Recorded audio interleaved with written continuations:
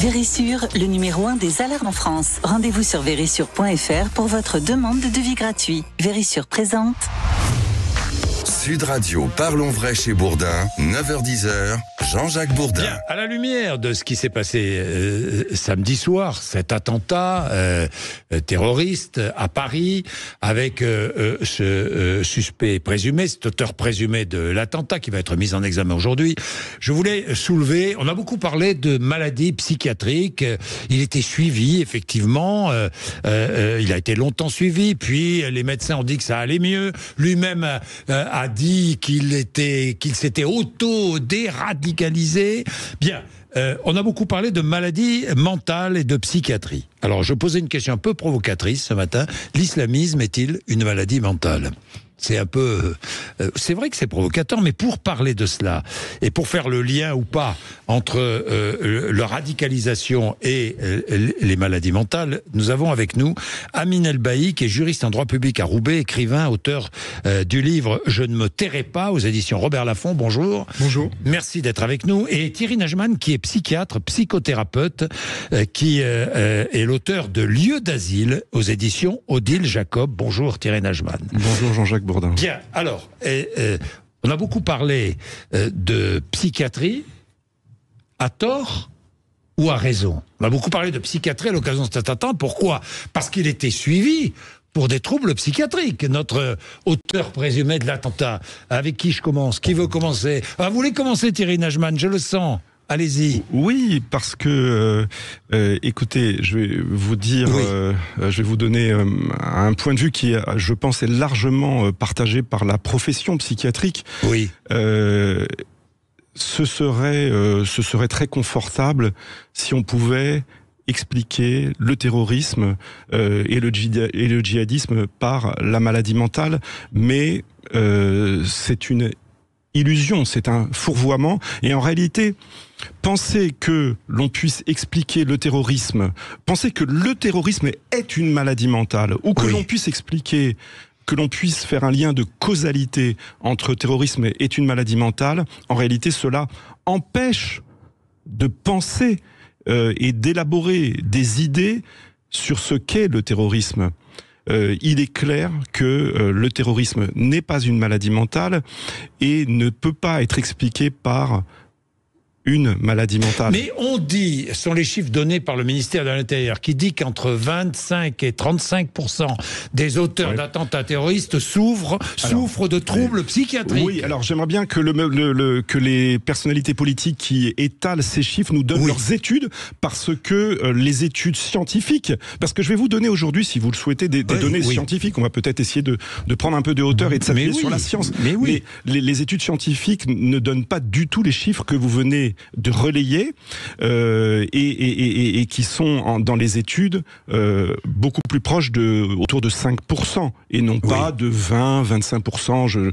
Voilà, il faudrait que vous alliez à la recherche des sources qui étayent ces chiffres. C'est pour ça que vous êtes là, pour nous dire non, c'est faux. D'accord, mais écoutez, quand il y a des actes monstrueux, et c'est le cas de ce qui vient de se dérouler samedi dernier à Paris, on entend quoi ? On entend ce n'est pas un être humain qui commet ça, c'est un fou, c'est un monstre. C'est une façon de faire la différence entre lui et nous. C'est une façon d'essayer de trouver une explication. Mais je vais vous poser. C'est plus compliqué que ça, c'est ce que vous voulez dire. Mais écoutez, je vais vous poser une question. Je vais vous poser une question parce que on va une fois de plus essayons de prendre un peu de hauteur. Mais prenons d'autres actes monstrueux dans l'histoire. Par exemple, les nazis, le nazisme. On a beaucoup posé la question. Est-ce que les nazis étaient des fous ? Est-ce que les nazis étaient des monstres ? Il y a eu. Est-ce qu'on peut ? On a posé la question. Est-ce que Hitler était un malade mental. Bon, mais je vais vous poser une autre question, si vous voulez bien. Mais le fait qu'un être humain tue son prochain au nom de la religion, c'est un acte très répandu dans l'histoire universelle. Oui. Vous êtes d'accord que ça n'est pas... D'accord. Oui. Vous avez entendu parler des guerres de religion. Oui. Bon, Alors... on peut expliquer, vous pensez, les guerres de religion par la maladie mentale ?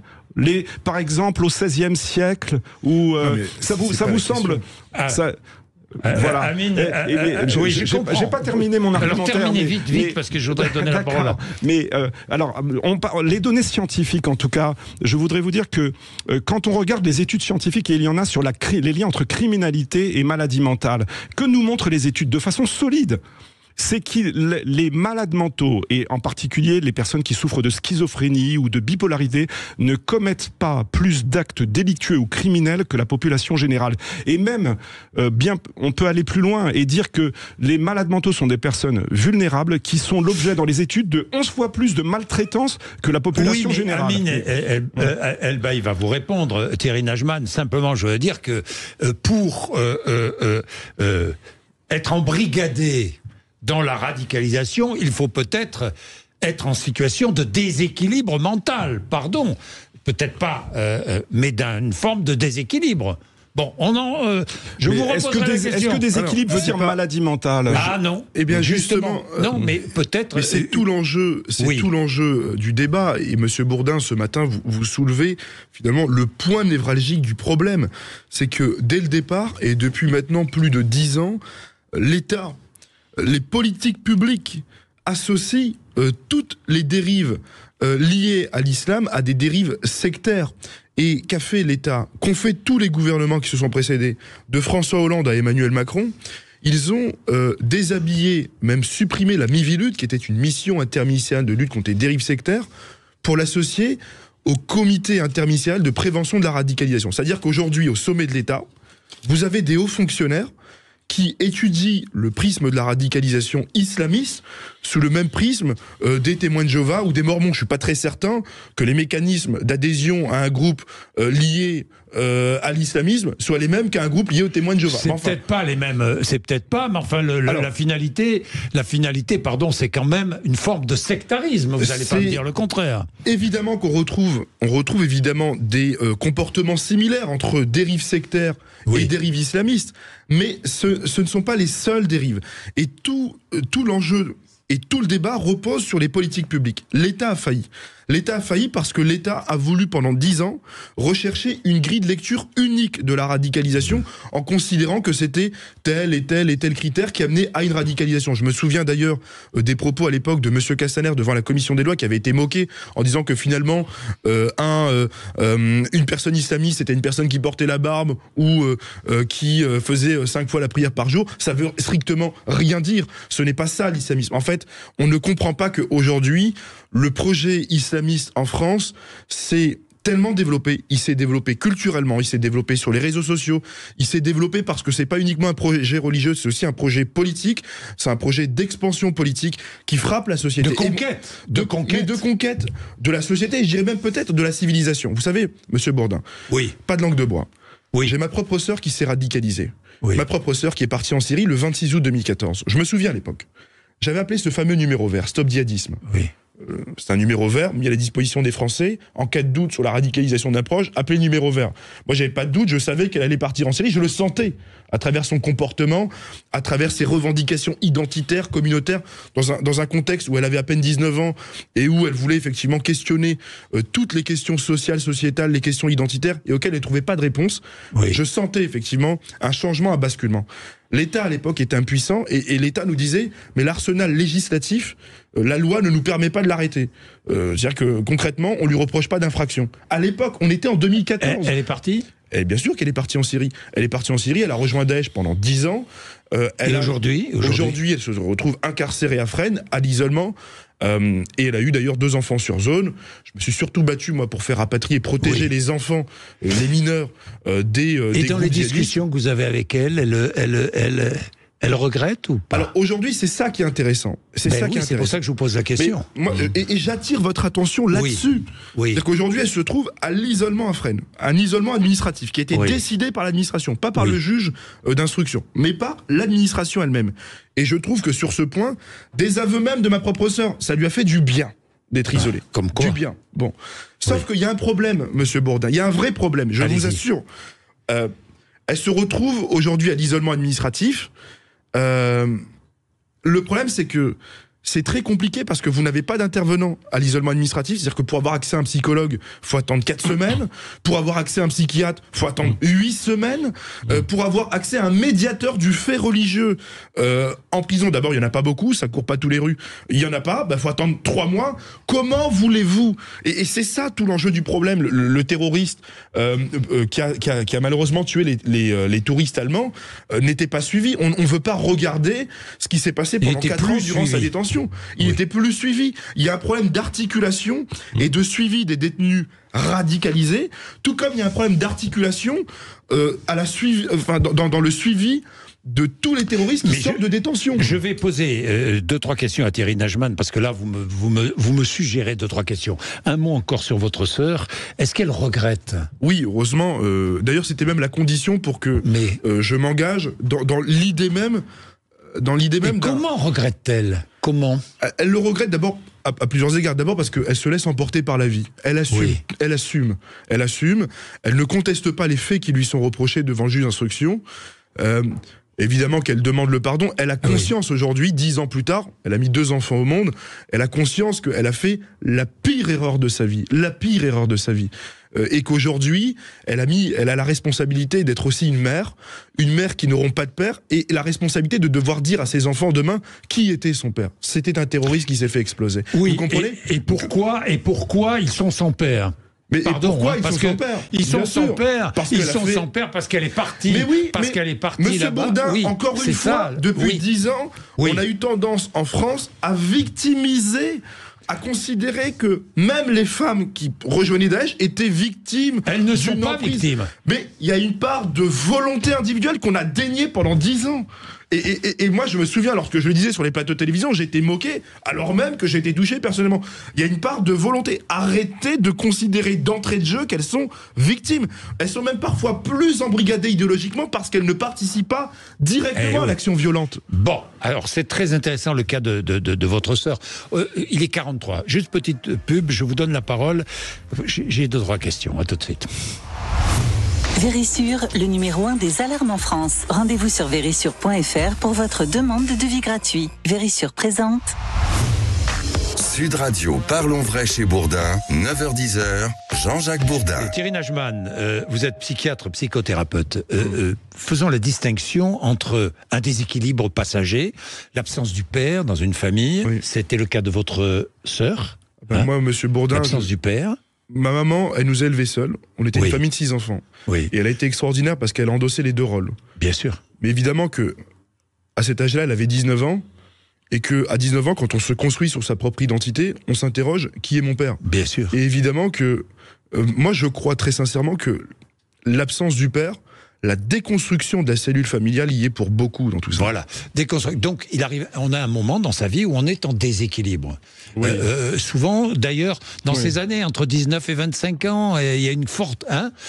vous n'allez pas me dire le contraire, vous êtes psychiatre, psychothérapeute. Et puis, je crois que si chacun d'entre nous se questionne sur son adolescence, évidemment. Qui ne traverse pas une crise existentielle, ça n'est pas la maladie mentale. Alors voilà, ce n'est pas une maladie mentale, mais c'est là où on est fragile, et c'est là où on peut être sensible à des thèses et épouser des thèses qui vous conduisent jusqu'à commettre un crime. Oui, mais en fait la question que vous soulevez finalement, c'est celle de la causalité de la dérive djihadiste, et de la bascule vers le terrorisme. Mais la question de cette causalité n'est pas une question psychiatrique, c'est une question qui est à la croisée d'une multitude de disciplines. Je veux dire que ça compte, c'est une question à la fois politique, sociologique, historique, éducative, contextuelle. Et je crois que, si vous voulez, nous sommes dans un contexte où les émotions sont tellement portées à leur acmé que cela, évidemment, favorise des discours à la fois simplificateur et extrémiste. On a des discours binaires aujourd'hui. Voilà. C'est noir ou blanc, c'est blanc ou noir.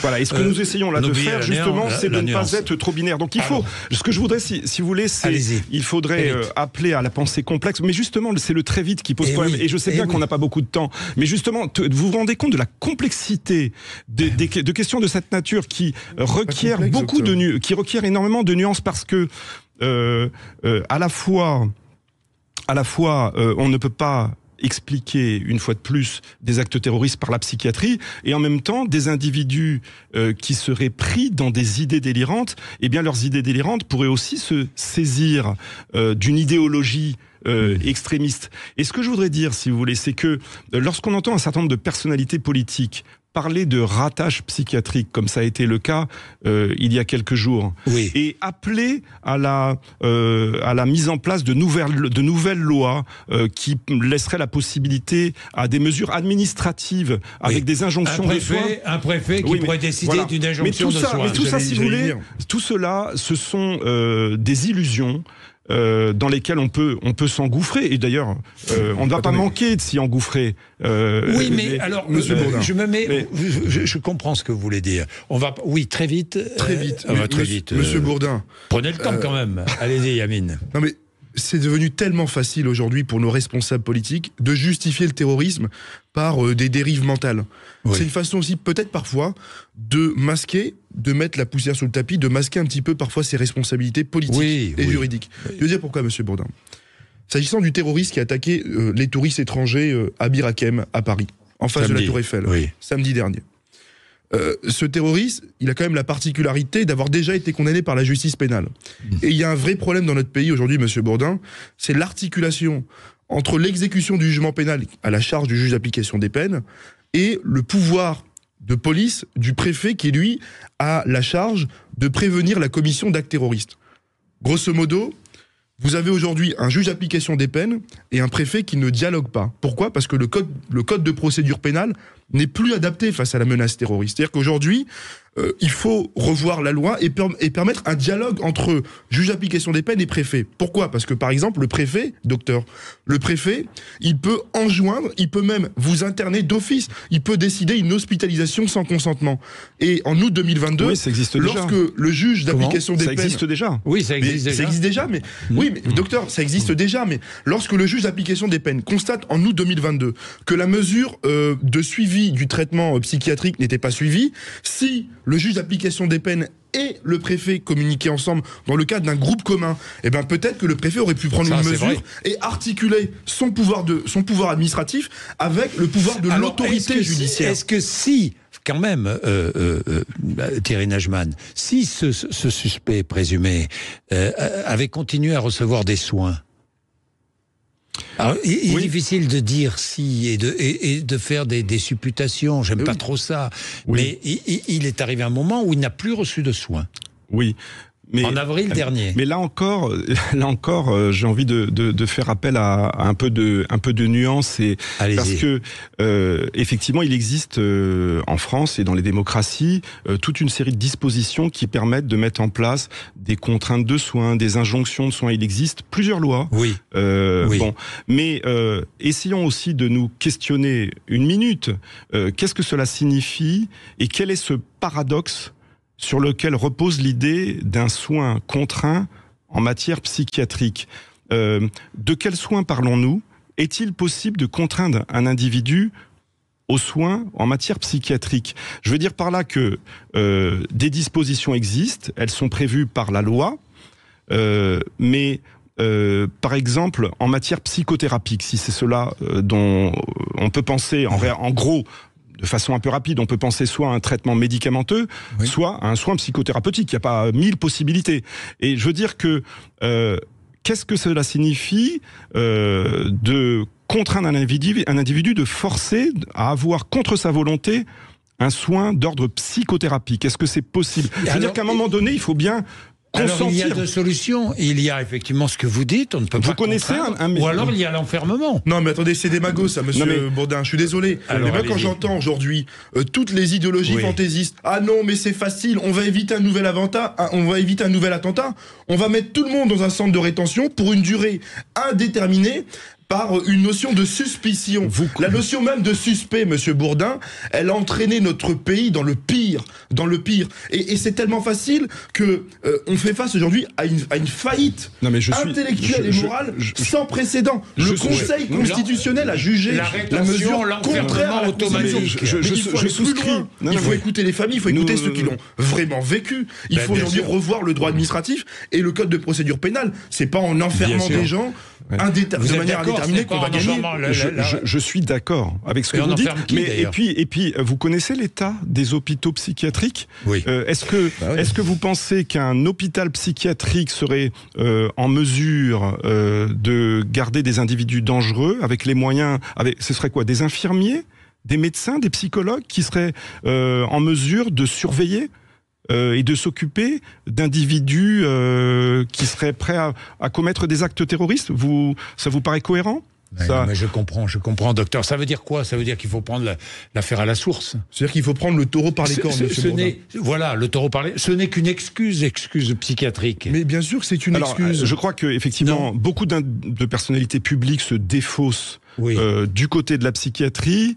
Et puis, une fois de plus, je crois qu'on est vraiment dans la simplification et notamment beaucoup d'idéologies extrémistes sur le plan politique, à l'extrême gauche ou à l'extrême droite, récupèrent ces problématiques et essayent de les intégrer à leur raisonnement idéologique. Simplificateur, on bascule dans l'illusion et on va se rendre compte très vite que nous sommes dans des fausses solutions. Amine El-Bailly. Moi, je considère, monsieur Bourdin, qu'on fait face à un renoncement politique sans précédent. Les solutions, on les a. Il y a des acteurs aujourd'hui, il y a des voix même que le service public ne veut pas entendre.